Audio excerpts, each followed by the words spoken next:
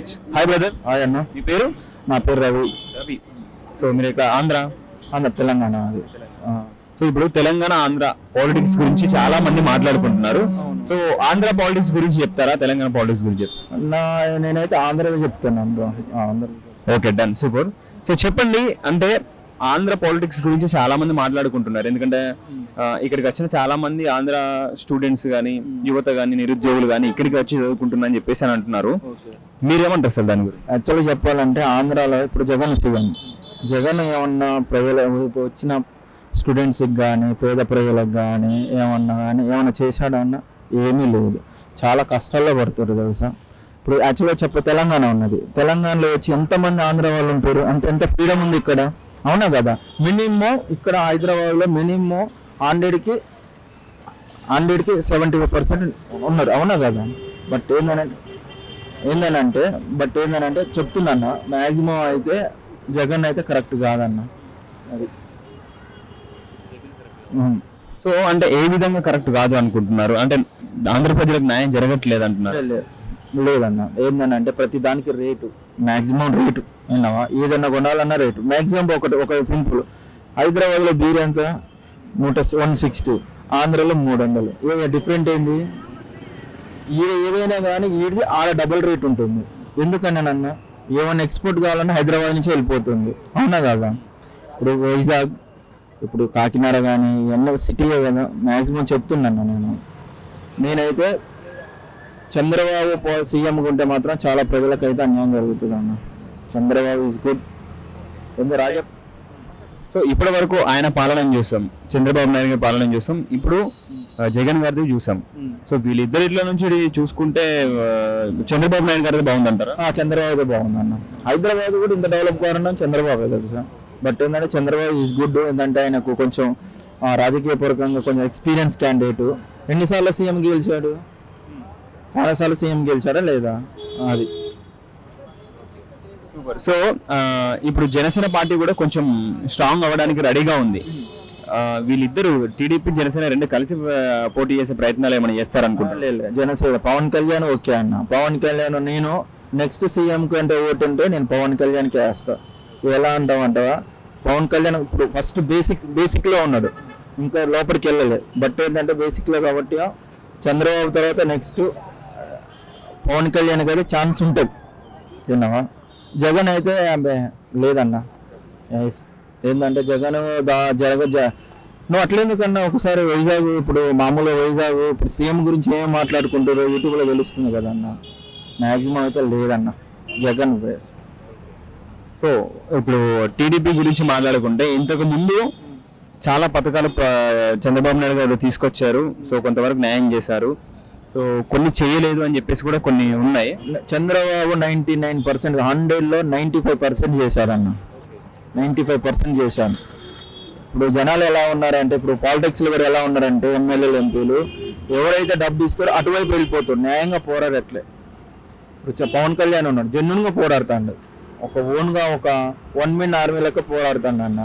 But నేను చెప్తున్నా కదా, ఎమ్మెల్యేలు కూడా ఎలా ఉన్నారంటే ఎవరికి ఏం జరుగుతుంది, ఎవరికి ఏం అన్యాయం జరుగుతుంది, రోడ్డు మీద యాక్సిడెంట్ అయితే పట్టించుకోకుండా పోతారు. బట్ ఒకటి చెప్తున్నా అన్న, ఇట్లా కాదు. ఏంటంటే చంద్రబాబు ఉంటే చాలా బెటర్ అన్న. ఇంకొకటి ఏంటంటే పవన్ కళ్యాణ్ గారు ఇంత సీరియస్గా ముందుకు వచ్చి అంటే యుద్ధానికి ఇంకా మేము సిద్ధం అని చెప్పేసి వారాహి రథాన్ని కూడా దించేసి ఇప్పుడు దాంతో యాత్రకు కూడా సిద్ధమయ్యారు. సో ఆయన ఎందుకంత సీరియస్ అవుతున్నారు అని అంటారు? ఎవరు? పవన్ కళ్యాణ్ ఒక తాపత్రం, ప్రజలకు అన్యాయం జరగాలి, ప్రజలకు మంచి న్యాయం జరగాలి, విన్నావా. అది న్యాయం కోసం ఆయన పోరాడుతున్నారు అంటారు. ఓకే అన్న, ఇప్పుడు నెక్స్ట్ ఎలక్షన్ వరకు చూద్దాం, అసలు ఏ ప్రభుత్వం వస్తుంది అధికారంలోకి, ఎవరి పాలన ఎలా ఉంటుందో చూద్దాం. ఓకేనా, థ్యాంక్ యూ. ఓకే. హాయ్ అన్న. హాయ్. మీ పేరు? మనీ అండి.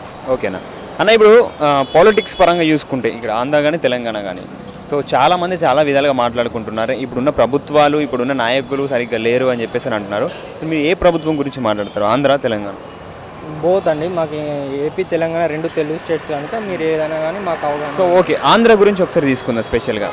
సో టీడీపీ, వైసీపీ, జనసేన ఈ మూడు పార్టీలు ఇప్పుడు ఆంధ్రాలో మెయిన్గా ఒక మంచి వార్లో నడుస్తున్నాయి కదా.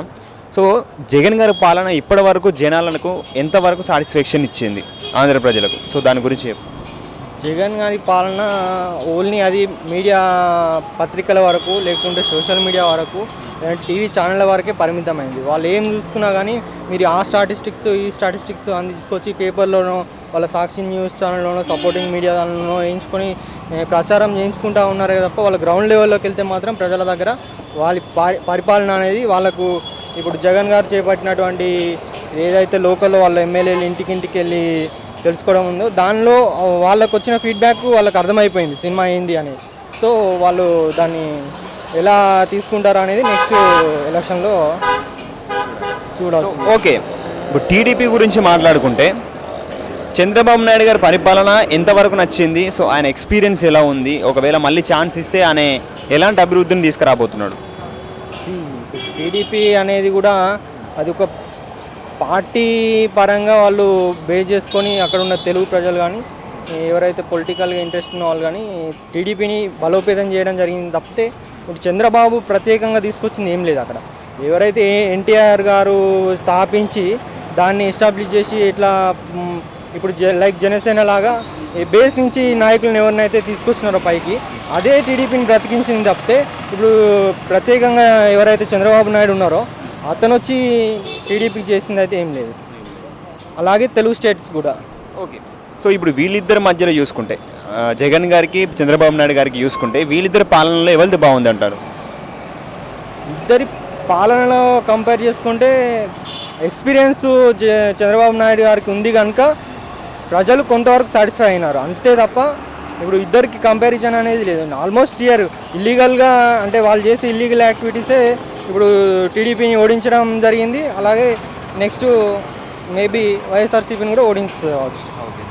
ఇప్పుడు మధ్యలో జనసేన పార్టీ కూడా స్ట్రాంగ్ అయిపోయి ఈ మధ్యలో కొంచెం ముందుకు కూడా వాళ్ళు రావడం జరుగుతుంది, పవన్ కళ్యాణ్ గారి జన సైన్యం.